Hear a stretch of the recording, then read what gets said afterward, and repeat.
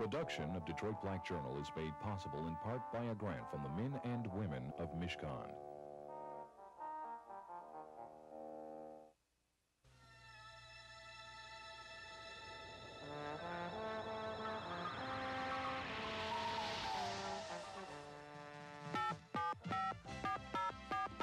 Hello, Detroit Black Journal, you're on the air.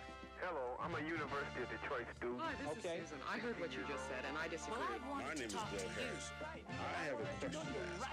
And I'd like to respond to that. Thanks again. I think that's mythological and short. Live from the studios of WTVS, Detroit Black Journal proudly continues 16 award-winning years of history, news, and current affairs from a black perspective. Good evening, I'm Ed Gordon.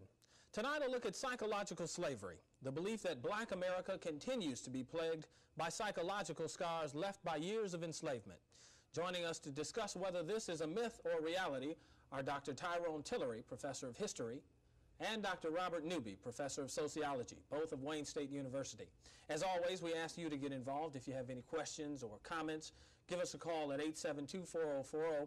Before I ask any questions, one point of business, we congratulate our intern, Lisa Lewis, who came up with this topic this night. Good work. Gentlemen, let's see if we can define a working definition of what we call psychological slavery. Dr. Tillery, it is truly just a slavery mentality, if you will, is it not? Well, when we refer to the psychological slavery, what we talked about is the impact that slavery had on the development of blacks mentally, in terms of personality, in terms of self-esteem, in terms of self-image, in terms of even the entire maturation process that people go through. And my contention is that slavery certainly retarded that for slaves.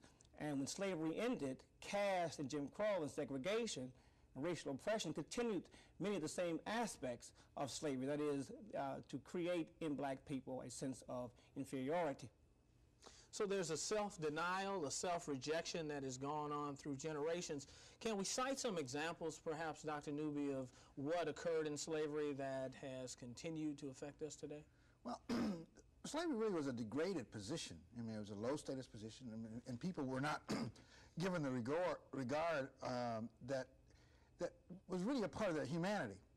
And this denial continued even after slavery. So, in fact, what happens is that blacks, I mean, we live in a society in which, as one author phrased it, the rightness of whiteness. So which means that by definition, being black is associated with being slave. It's also associated with that degraded status. And so consequently, it's a badge that has been with us for all these years, really.